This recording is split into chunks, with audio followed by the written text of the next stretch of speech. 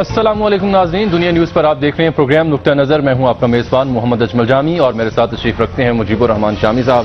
سب سے پہلے آپ دیکھیں گے آج کے موضوعات۔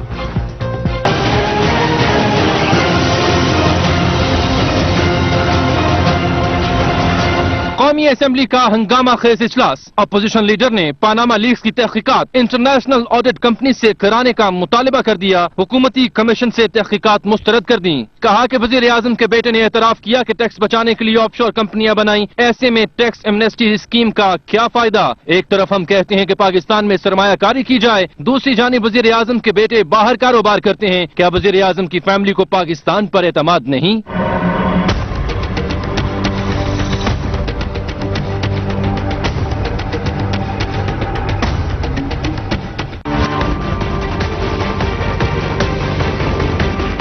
سرکاری ادارے پی آئی ڈی میں پہلی بار اپوزیشن کی پریس کانفرنس، نعیم الحق کہتے ہیں شوکت خانم کے واپس آنے والے پیسوں کا ریکارڈ موجود ہے، کوئی بھی چیک کر سکتا ہے۔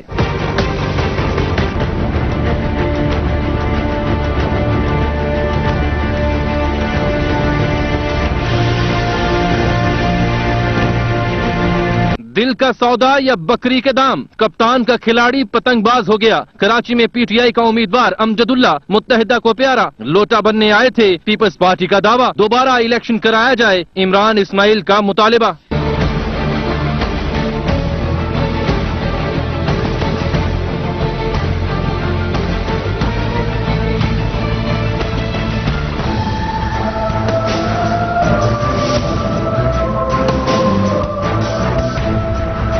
اورنج ٹرین ہر صورت میں بنے گی، شہباز شریف جذباتی ہو گئے، ڈائس چھوڑ کر ٹیبل پر مکے برسا دیے، کہتے ہیں غریبوں کے لیے اشرافیہ سے کھلی جنگ ہے، منصوبے کے مخالفین سے ہر سطح پر لڑنے کا اعلان۔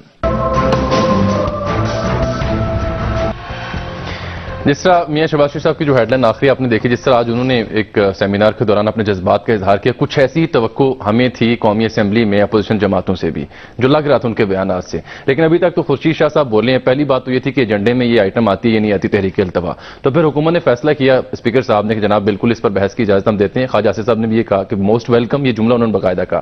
پھر خورشید شاہ صاحب بولے اور انہوں نے 5-6 اہم نکات اٹھائے ہیں آج کی اپنی تقریر میں، لیکن اس سے پہلے کہ میں اس نکات پر بات کروں یا آپ سے تجزیہ جانوں، یہ خورشید شاہ صاحب کی تقریر یا خان صاحب کی تقریر جو آنے والی ہے، یہ سرکاری ٹی پر نشر کیوں نہیں کی جا رہی تھی؟ یہ بڑی دلچسپ بات ہے۔ اب تو عطا اللہ قاسمی صاحب چیئرمین ہیں، جو ماشاءاللہ بڑے دانشور ہیں، اور اب دیکھیے جو ٹیلی ویژن ہے پی ٹی وی، اس کو آفیشلی تو اسی کو اجازت ہوتی ہے کوریج کی وہاں سے قومی اسمبلی سے، یا تو پھر قومی اسمبلی کے اسپیکر یہ فیصلہ کرے کہ جو دوسرے چینلز ہیں ان کو بھی اجازت دے دے کوریج کے لیے، اپنے کیمرے وہاں لگانے کی۔ تو پی ٹی وی نے ایک انتہائی ایک بددیانتی کا مظاہرہ کیا ہے، اور اس سے اس نے حکومت کی ساکھ کو بھی نقصان پہنچایا ہے اور اپنی ساکھ کو بھی نقصان پہنچایا ہے۔ اور وہ جو خورشید شاہ صاحب کی تقریر تھی، وہ تو کسی نے اپنے موبائل سے ریکارڈ کر کے یا کس طریقے سے پہلے کچھ فوٹیج لے لی نا ان کی، وہ ٹی وی چینل سے بھیج دی، اس کے بعد موبائل سے آتی رہی ویڈیوز کے اوپر ان کی آواز آتی رہی، تو وہ تو مقصد حاصل نہیں ہوا۔ اور یہ جو اس سے پی ٹی وی جو ہے اس کی اپنی ساکھ کو اس کا اندازہ لگانا چاہیے۔ اب اس کو کیا کیا جائے؟ اگر تو کوئی بابو بیٹھا ہوتا یا کوئی سرکاری افسر بیٹھا ہوتا تو پھر تو کوئی بات اور کرتے۔ اب تو اتنے بڑے دانشور ہیں وہاں کہ مجھے سمجھ میں نہیں آتا کہ کیسے ہو گیا اور کیوں ہوا۔ ٹھیک ہے، اب آ جاتے ہیں خورشید شاہ صاحب کی تقریر کے اوپر۔ وہ یہ کہتے ہیں کہ جناب ایک تو جو کمیشن حکومت بنانے جا رہی ہے اسے ہم مسترد کرتے ہیں، اور مطالبہ انہوں نے اس کے بدلے یہ کیا ہے کہ انٹرنیشنل کمپنی کو ہو جو اس کا آڈٹ کرے، پاناما لیکس کا، پاناما پیپرز کا، اور پاکستانی شخصیات کا جو نام آیا ہے ان کے بزنس کے جو تعلق دیے جا رہے ہیں اس پر انٹرنیشنل آڈٹ کمپنی کو آ کے تحقیقات کرے، یہ ممکن ہے، وائبل ہے؟ اصل میں تو عمران خان صاحب کا بڑا اعلان ہو رہا تھا کہ وہ جیسے ان کے ابرار الحق صاحب نے گایا ہے نا، چلے کچہری بلے بلے نہیں بلے، اسی طرح سے عمران خان صاحب روانہ ہوئے تھے گھر سے، اور کہا جا رہا تھا کہ آج کشتوں کو پشتے لگا دیں گے اور ایسی تقریر کریں گے۔ ابھی باری آنے والی ہے، تقریر نہیں آئی۔ انہوں نے ایک جملہ کہا تھا، انہوں نے کہا تھا کہ جی آج بڑا زبردست آپشن میں لے کے آ رہا ہوں جو عوام کو سناؤں گا۔ بس ٹھیک ہے، خورشید شاہ صاحب بولے ہیں، اور جو آپ نے کہا ہے کہ بین الاقوامی कानून के तहत कोई बैन अवी कमीशन बनाया जाए, बैन अवी ऑडिट कंपनी। तो हमारे साथ मौजूद है मेरे ऊपर हमारे साथ तशरीफ रखते हैं जनाब बैन अवी कानून जो है टैक्सेशन का बिलखुसूस, उस पर बड़ी गहरी दस्तरस उस्ताद भी हैं और इस मामले पर कौमी और बैन अवी कवानीन से बिल्कुल वो बेहतर तौर पर जानते हैं। जनाब डॉक्टर परवेज हसन साहब तशरीफ रखते हैं स्टूडियोज में, उनसे हम बात करते हैं। अस्सलाम वालेकुम डॉक्टर साहब। वालेकुम अस्सलाम। डॉक्टर साहब ये बताइए कि आज खुर्शीद शाह साहब ने मुतालबा किया है कि ये पनामा लीक्स जो हैं इनका जायजा लेने के लिए और पाकिस्तानी जो यहाँ हैं उनका जायजा लेने के लिए उनके मामलात का कोई बैन अवी को ऑडिट कराया जाए और बैन अवी कंपनीज को हायर किया जाए। आप क्या कहेंगे इस बारे में? मैं समझता हूं कि इस वक्त वो चीज करनी चाहिए जिसमें मुल्क के और जिसके मुल्क के अवाम का एतमाद हो। ठीक। ज्यादातर मैं चाहता हूं कि हर चीज अपने कौमी सतह पे तय हो जाए। ठीक। मगर क्योंकि ये पनामा लीक्स की कोई बैन अवी कोई डायमेंशन है तो मैं समझता हूं कि और जब वो जो ऑफर हुई थी कि एक जुडिशल कमीशन यहां होगी तो उस सिलसिले में ऑपोजिशन ने उसका वो रद्द कर दिया है वो सजेशन। तो इन हालात में मैं समझता हूं कि एक और कोशिश करनी चाहिए। सबसे पहले तो अगर सुप्रीम कोर्ट के जज के अलावा अगर मुल्क में वो हमारे इदारे जो इस मैदान में जो कोई क्रेडिबल हैं, जैसे ICAP है, institute of chartered accountants of Pakistan, ठीक, मैं समझता हूं उसके सदर को इसमें शामिल होना चाहिए। और अगर फिर भी मुतालबा ये रहता है कि बैनुल अक़वामी सतह बेहतर होगा मुल्क के लिए, तो मेरी फिर तब ये सोच होगी कि शायद सार्क की लेवल में, क्योंकि हम सार्क के एक रुकन हैं एक उस ऑर्गेनाइजेशन के, तो ये हो सकता है कि अगर with in the SAARC countries अगर कोई 2-3 चीफ जस्टिस इन सार्क ममालिक से ले लिए जाएं, उनके जो चार्टर्ड अकाउंटेंट्स के इदारे हैं, उनके जो टैक्स के इदारे हैं, जो ऑडिट कर सकें, ये इस बेसिस पे अगर 4 या 5 लोगों पे मुश्तमिल एक कमीशन बन जाए जिसमें अक्सरियत मैं समझता हूं पाकिस्तानियों की होनी चाहिए। मगर डॉक्टर साहब ये तो बांग्लादेश है इसमें सार्क में, इसमें इंडिया है, उन पर तो बिल्कुल कोई एतमाद नहीं है, तो बड़ी मुश्किल सूरत हाल पैदा हो जाएगी। नहीं, मैं समझता हूं कि अगर देखिए ना, अगर उनके सामने भी तो यही मसाइल यही है ना। नहीं, मगर ये तो उस वक्त हो सकता है, बांग्लादेश का तो अभी तक कोई आदमी इसमें नहीं है, लेकिन ये हो सकता है अगर इंडिया जो है, इंडियंस की इन्वेस्टिगेशन जो है वो भी तो करनी होगी ना, वो तो अपना कमीशन बना दिया उन्होंने।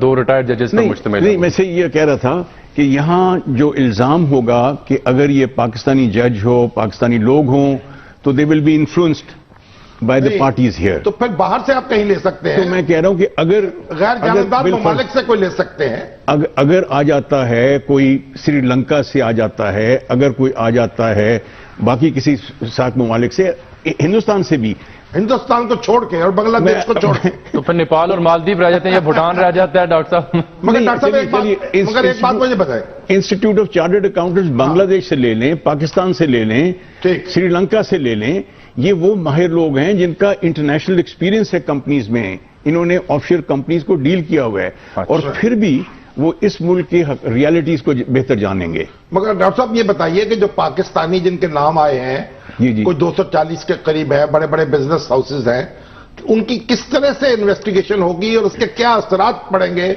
हमारी मईशत के ऊपर और हमारी इकोनॉमी पर? शामी साहब, आपने मुझे कल जब फोन किया दावत देने के लिए इस सेशन के लिए, मैंने बड़ी जुर्रत के बाद माजरत करनी चाहिए, और वजह सिर्फ यही थी कि मैं प्रोफेशनली कुछ ये इन ग्रुप्स को हैंडल कर रहा हूं, और मैं समझता था कि मेरे लिए शायद मुनासिब ना हो कि आपके प्रोग्राम के आके उस चीज के मुतालिक बात करूं जिसके मुतालिक मुझे कोई शायद इनसाइडर इंफॉर्मेशन हो। मगर आपसे बात फिर ये हुई थी कि मैं हल्की फुल्की बात, जो इश्यूज के ऊपर बात कर लेंगे, तो मैं आज सिर्फ आया ये बताने के लिए था आपके प्रोग्राम पे कि जैसे हम कहते हैं कि there are good Taliban and bad Taliban, मैं ये बताना चाहता हूं कि there are good offshore companies and there are bad offshore companies. ये दुनिया बगैर ऑफशोर कंपनीज के चल ही नहीं सकती। ये दे आर वाइटल। हमें देखना ये है कि गुड ऑफशोर कंपनीज क्यों हैं और वो ऑफशोर कंपनी बैड कैसे हो जाती हैं। और सिर्फ मैंने बड़े गौर से ये सोचा है, और दो चीजें सामने आती हैं कि अगर एक ग्रुप اگر ایک بزنس اینٹی ایک ملک میں اپنی بزنس ڈیلنگز کو اس ملک میں ڈسکلوز کر دے خفیہ نہ رکھے، اور اگر اس ملک کے قوانین کے مطابق اگر وہ الاؤ کرتے ہیں کہ وہ آف شور ایکٹیویٹی کر سکے، اور اگر یہ دونوں انگریڈینٹس وہ پورے کر لیتا ہے، تو میں سمجھتا ہوں کہ آف شور کمپنی میں بالکل کوئی حرج نہیں ہے۔ میں آپ کو 2-3 مثالیں دیتا ہوں کہ ایک Pakistani I T company Pakistan سے نکل کے، کیونکہ وہ بین الاقوامی کام کرنا چاہتی تھی، وہ یورپ میں سمجھیں یا امریکہ یا کہیں اور جا کے انہوں نے اپنا ایک مقام رکھ لیا، بہت ان کی ترقی ہوئی ان کے کام سے، مگر آخر میں جب ان کو پتا چلا کہ ہمیں ہندوستان میں جو بڑا وسیع ایک مارکیٹ ہے آئی ٹی کا، تو جب وہاں وہ کام کرنا چاہے تو پھر انڈیا میں ان کے سامنے یہ ایک رکاوٹ آئی، کیونکہ یہ پاکستانی اونرشپ ہے تو وہاں کام نہیں ملے گا۔ ان حالات میں ان کو جو مشورہ دیا گیا وہ یہ تھا کہ ایک آف شور کمپنی بنا کے یہی کام آپ ہندوستان بھی کر سکتے ہیں، یعنی آپ اور مثالیں دے سکتے ہیں۔ اس سے شناخت جو ہے وہ چھپ جاتی ہے۔ بالکل، اور اگر شامی صاحب میں صرف یہ کہنا چاہ رہا تھا کہ اگر شناخت کو آپ نے چھپانا ہے کسی مجرمانہ مقصد کے لیے، اگر آپ نے کوئی پیسہ آیا ہے جو نارکوٹک سے، جو ڈرگ سے، جو کرپشن سے، جو ان قسم کے وسائل سے آیا ہو، تو وہ جو ہے ان کے لیے آف شور کمپنیز بری ہیں، مگر ٹھیک ہے۔ اور آپ کو میں نے بتایا تھا کہ پاناما میں اس وقت دنیا کی 40% مرچنٹ شپنگ پاناما میں ہے، یعنی 5 ملین کی آبادی ہے وہاں، ٹھیک، اور 40% دنیا کی مرچنٹ شپنگ اس ملک میں آف شور کمپنیز کے تھرو وہاں۔ ڈاکٹر صاحب ایک بریک ہمیں یہاں پر لینی ہے پروگرام میں، بریک کے بعد واپس آتے ہیں تو اس معاملے پر مزید ہم گفتگو کریں گے، ہمارے ساتھ رہیے گا ناظرین۔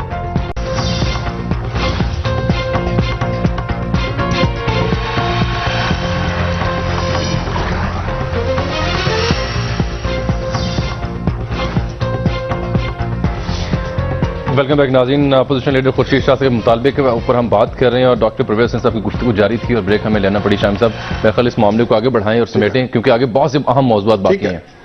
ڈاکٹر صاحب جی سر، میں تو سمجھا کہ اچھی آف شور کمپنی وہ ہے جس کے آپ وکیل ہو اور بری وہ ہے جس کا دوسرا وکیل ہو۔ آپ بہت اچھا سمجھے، اور اگر آپ کا یہ مشورہ اس کی کوئی فیس ہے تو میں دینے کو تیار ہوں۔ اب آپ مگر شامی صاحب میں سمجھتا ہوں کہ اس وقت ملک میں پارا بہت اونچا ہو گیا ہے، ٹھیک، بہت جذباتی ڈیبیٹ ہو رہی ہے، ہر ٹاک شو کے اوپر رہی ہیں، اور میں بڑے افسوس سے کہتا ہوں کہ not all of it but much of it is in informed. کوئی حقائق کے اوپر بیس نہیں ہے، پتنگ بازی ہو رہی ہے۔ میں سمجھتا ہوں کہ ہمیں 2 قدم پیچھے لینے چاہیے، آرام سے پہلے ساری چیز کو ہضم کر لیں۔ ابھی وہ کہا جا رہا ہے کہ پاناما پیپرز کی اور لیکس بھی آنی ہیں، اس جو فیز ہے اس کو مکمل ہونے دیں، پھر بیٹھ کے اس کی فیکٹ فائنڈنگ کا پروسیس جاری رکھیں۔ فیکٹ فائنڈنگ کے بعد میں سمجھتا ہوں کہ اگر ملک کو ضرورت پڑتی ہے کہ اگر ملک سے باہر کسی بین الاقوامی ادارے کے ساتھ تعاون کے ساتھ کوئی انویسٹیگیشن ہو تو ضرور ہونی چاہیے۔ ٹھیک ہے جی ڈاکٹر صاحب، جلد بازی نہ کریں، آرام سے پہلے دیکھ لیں کہ ضرورت کیا ہے اس وقت، بلکہ میں سمجھتا ہوں کہ شروع ہوئی ہے وہ بہت جذباتی ہے۔ بہت بہت شکریہ ڈاکٹر پرویز حسن صاحب اس بارے میں اپنا اظہار خیال کر رہے تھے۔ شاہم صاحب آپ خورشید شاہ صاحب اور دیگر معاملات پہ آتے ہیں ایک بار پھر سے، کیونکہ کچھ پوائنٹس ہیں۔ ایک تو یہ پہلی بات جی میری تو خورشید شاہ صاحب جو ہیں ان کے لیڈر جو ہیں پیپلز پارٹی کے، ان کا نام بھی آیا ہے نا اس میں، اعتزاز حسن صاحب کا نام، آف شور کمپنی، رحمان ملک صاحب کا نام اعتزاز نہیں ہے، رحمان ملک صاحب کا محترمہ کا، وہ وکیل ہیں، ان کا نوٹس فوراً آ جائے گا۔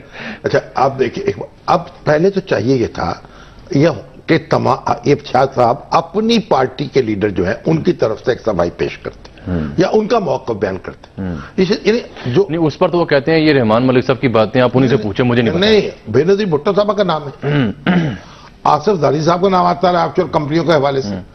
دیکھیے ایک پہلے ہمیں اس میں بیلنس کرنا چاہیے، اور دوسری بات یہ کہ جو الزامات ہیں नवाज शरीफ साहब का भी मैं देख रहा था, हमारे कई दोस्त लगे आइसलैंड की जो वजीर आजम ने इस्तीफा दे, भाई आइसलैंड की जो वजीर आजम है ना, उन्होंने अपने गोशवारों में ये डिक्लेयर नहीं किया था उनके नाम पर जो कुछ था, कंपनी थी, दूसरा उनकी बीवी का नाम, और दूसरी उनकी बीवी ने एक थोड़ी सी एक्टिविटी की थी, एक बैंक जो है जिसमें लपेट में आ गया था, उसको बचाने के लिए उससे कुछ फायदा उठाया था।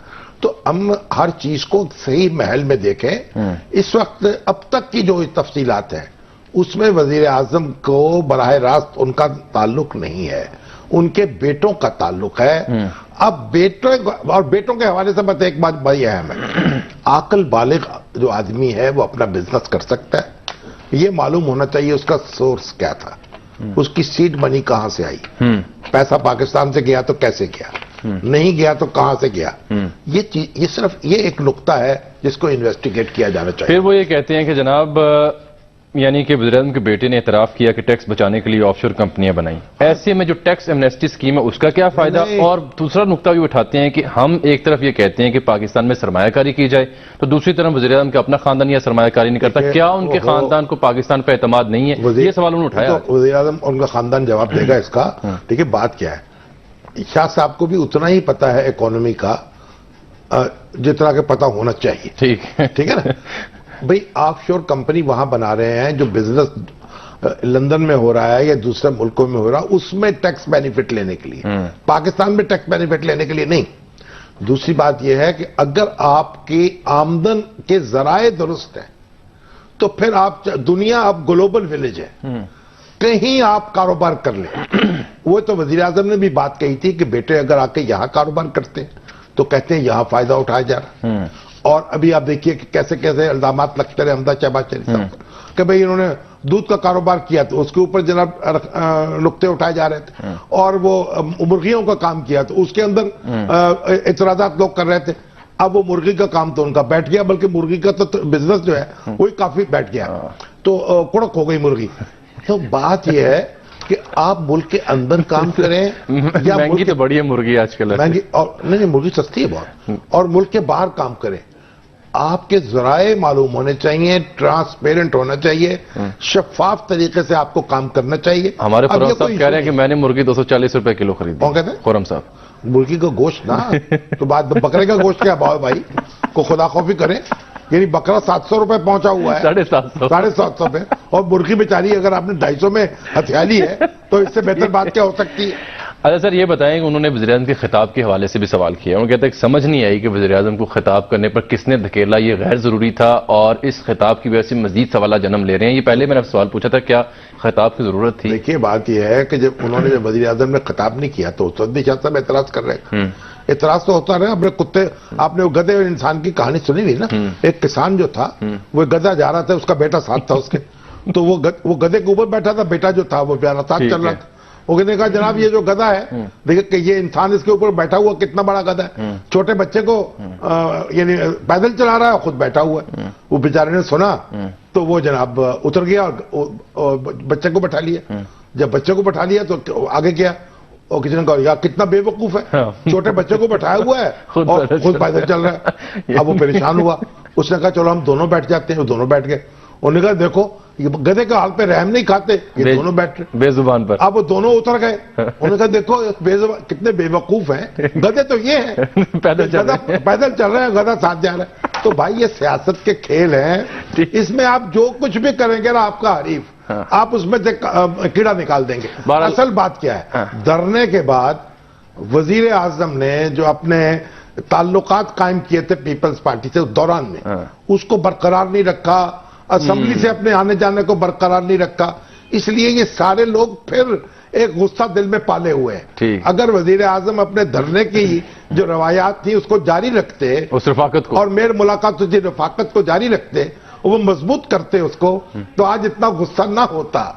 बस ये मसला ये है। तो राना सनाउल्लाह साहब ने भी कुछ बोला है आज। राना देख लें, बड़ा दिलचस्प बयान है, देखिए जी। देखिए पीटीआई जो है वो अब ऐसा घोड़ा है जिस पर से जो है ना वो यानी शर्त उठा ली गई है। ये एक दफ़ा इस घोड़े को जो है वो मैदान में उतारा गया था, लेकिन ये घोड़ा जो है ये खच्चर साबित हुआ بلکہ خچر کیا یہ گدھا ثابت ہوا. اور اس میں سے جو ہے وہ جو اس کے اوپر وہ کیا اس کو کہتے ہیں وہ جو رانا صاحب کا کوئی جواب نہیں ویسے. نہیں بات تو گھوڑے سے شروع ہوئے نا, گدھے تک پہنچے. اب عمران خان صاحب گدھے سے شروع ہوں گے تو گھوڑے تک پہنچیں گے. ٹھیک ہے, اب تیار رہیں. اوریا مقبول جان صاحب جائیں, انہوں نے ابھی میسج کیا ہے. کیا فرماتے ہیں؟ اگر یہ وزیر اعظم کے بیٹوں کا قصہ ہے تو یہ نون لیگ ساری کیوں لگی ہوئی ہے دفاع کرنے میں اس معاملے کا؟ بات تو ٹھیک. اور یہ جو صوبائی اسمبلی میں شور مچ رہا ہے اور کہا کہ سازش ہو رہی بین الاقوامی, تو پھر یہ کیوں کر رہے ہیں یہ اوریا صاحب؟ آپ تو ماشاءاللہ خود سیکرٹری اطلاعات رہے ہیں اور مسلم لیگ نون کو قریب سے دیکھا ہے آپ نے, آپ خود ہی جواب دے دیں اس سوال کا. بالکل ٹھیک ہے, منتظر رہیں گے اگر جواب دینا تو بسم اللہ. بریک لیتے ہیں. کراچی کا انتخاب بھی پروگرام میں زیر بحث آئے گا, بالخصوص جو کپتان کے کھلاڑی پتنگ باز ہو گئے رات کے آخری پہر, وہ معاملہ بھی ہم چھیڑیں گے پروگرام میں ایک بریک کے بعد.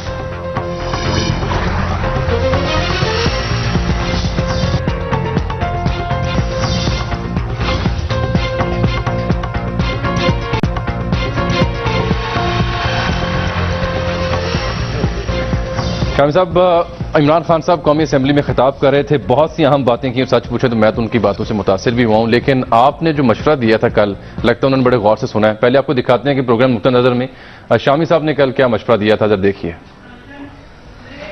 شوکت خانم کی اپنی ریپوٹیشن ہے, ایک اچھا ادارہ ہے, خدمت کر رہا ہے, ذرا اس کے بارے میں احتیاط سے بات ہونی چاہیے. لیکن جو لوگ جن کے پاس حکومت ہے وہ تو پریس کانفرنس کرنے کے علاوہ اور بھی کچھ کر سکتے ہیں نا. ان کے لیے انکوائری کروا سکتے ہیں, ان کی کارروائی کر سکتے ہیں. دیکھیں ایک ٹرسٹ میں اگر پیسے ضائع ہوتے ہیں تو آپ صرف پریس کانفرنس کر کے نہیں رہ جائیں گے. اگر تو اب اپوزیشن میں, اب عمران خان صاحب جو ہے وہ اپوزیشن لیڈر ہے, وہ تو پریس کانفرنس کریں گے, دھرنا دیں گے, چوکڑیاں بھریں گے, چوکڑی ماریں گے. مگر جو لوگ اقتدار میں ہیں وہ تو اور بھی کچھ کر سکتے ہیں نا. اگر ان کو شکایت ہے شوکت خانم سے تو وہ اس کی انکوائری کروا رہے, وہ بھی اس کے لیے کوئی جج مقرر کر دیں, اس سے تو روکا نہیں. اور یہی بات عمران خان صاحب نے آن دی فلور آف دی اسمبلی بھی کہی کہ میں اپنے آپ کو بنی گالہ کو اور اپنی تمام پراپرٹی کو احتساب کے لیے انکوائری کے لیے پیش کرتا ہوں, اور اگر شوکت خانہ میں کوئی گھپلا ہوا ہے تو یہ میری ذمہ داری نہیں پکڑنی, آپ حکومت وقت ہیں, آپ اس کا محاسبہ کریں.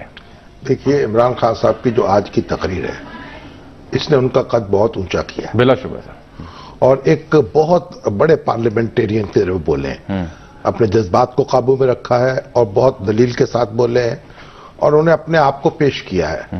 شوکت خانم کا حساب کر لیجئے, بنی گالہ کا حساب کر لیجئے, یا میرا کر لیجئے, میرا حساب کر لیجئے.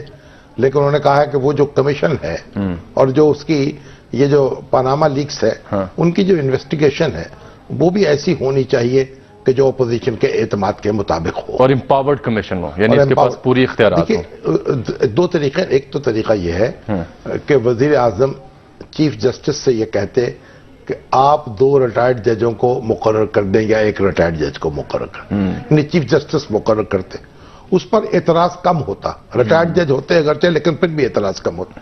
دوسری صورت یہ تھی کہ چیف جسٹس سے کہتے کہ آپ ایک سرونگ جج جو ہیں وہ مقرر کر دیں, تو اس پر تو اعتراض بالکل نہیں ہو سکتا تھا. اگرچہ بہت سے لوگ کہتے ہیں جی کمیشن جو ہے اس سے تو مٹی پڑ جاتی ہے, کمیشن تو ایک چیزوں کو تاکہ نسیاں میں رکھنے کا ایک ذریعہ ہے, لیکن دیکھیے ابھی جو کمیشن بنا تھا انتخابات کے حوالے سے, اس کے بارے میں تو کوئی بات یہ صحیح ثابت نہیں ہوئی. اس نے تو وقت مقررہ پر اپنا کام مکمل کیا, اپنی رپورٹ پیش کی.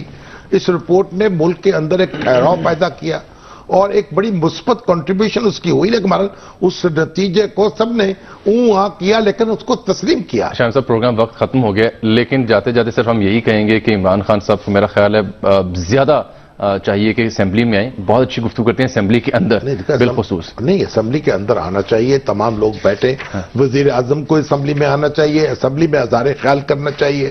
لیکن یہ جو آپ ٹیلی ویژن کے ذریعے, ریڈیو کے ذریعے خطاب کرتے ہیں, اس سے آپ وہاں آ کے خطاب کریں اور پھر ٹیلی ویژن سے بھی ٹیلی کاسٹ ہو جائے. چلیں میں اب آپ کو شہباز شریف صاحب کی کچھ گفتگو اور ان کے مناظر دکھانا چاہ رہا ہوں جب جذباتی ہوئے, کیونکہ یار وہ آج تو وہ دعویٰ جو ہے وہ بھی ایک مسئلہ ایک ڈان میں رپورٹ چھپی ہے کہ انہوں نے متوازی عدالتیں بنا لی ہیں. انہوں نے اس کی تردید کی ہے. نہیں وہ عدالت نہیں ہے اصل میں. ہمارے وہ انگریزی لکھنے والے ذرا ان کو مشکل ہو جاتی. یہ پنچایتیں ہیں. پنچایت جو مختلف لوگ طلاق کے شادی کے جھگڑے ہوتے ہیں نا آپس میں, تو فریقین ان کے پاس آتے ہیں. ٹھیک ہے. اور اسی طرح مولانا ہمارے مفتی عبد القوی نے وہاں بھی ایک پنچایت قائم کی ہوئی ہے. اچھا, اورنج لائن پہ آپ کو یاد ہوگا کہ وزیر اعلیٰ نے ملتان میں. ٹھیک ہے, وزیر اعلیٰ نے ایک صحافیوں کو بریفنگ دی تھی. آج انہوں نے سول سوسائٹی کو دعوت دی تھی. میں آپ کی بات اورنج لائن سنتا ہوں, لیکن ایک بات تو یہ ہے کہ یہ جو کوئی متوازی عدالت قائم نہیں کی جماعت الدعویٰ نے, یہ پنچایت ہے. ایک بات. دوسری بات یہ جو آپ دیکھیے کراچی میں جو الیکشن ہو رہا تھا, اچھا وہ بیچ میں رہ اس میں تحریک انصاف کا بندہ جو ہے 2 بجے رات کے وہ ایم کیو ایم میں شامل ہو گیا. ٹھیک. اب یہ کسو کیا کہیں گے, اسے آپ دھاندلی کہیں گے نہیں, یا دھاندلا کہیں گے. فاروق ستار صاحب یہ کہتے ہیں کہ ہمارا بندہ ہمیں چھوڑ کہیں جائے تو کہتے ہیں اس کا ضمیر جاگ گیا. اگر کسی کا بندہ ہمارے یہاں آتا ہے تو وہ ایک آنکھ نہیں بھاتا. اور رات کے 2 بجے ضمیر جا سکتا ہے کسی جا سکتا ہے وہ تو الیکشن جو تھا پھر وہ رسمی رہ گیا نا. رسمی. اب آپ آئی اورنج ٹرین اور وقت ختم ہو گیا, لیکن جاتے جاتے شہباز شریف صاحب کے مناظر دیکھیں بڑے جذباتی ہوئے. انہوں نے کہا جی ہر حال میں یہ اورنج ٹرین کا دفاع کر رہے ہیں وہ. اور میرا خیال ہے کہ اورنج ٹرین جو ہے اس کے حوالے سے میں سمجھتا ہوں شہریوں کو سہولت تو ملنی چاہیے. چلیں دیکھیے شہباز شریف صاحب کیا کر رہے ہیں اور کیا کہنا چاہ رہے ہیں اپنے اس خطاب میں.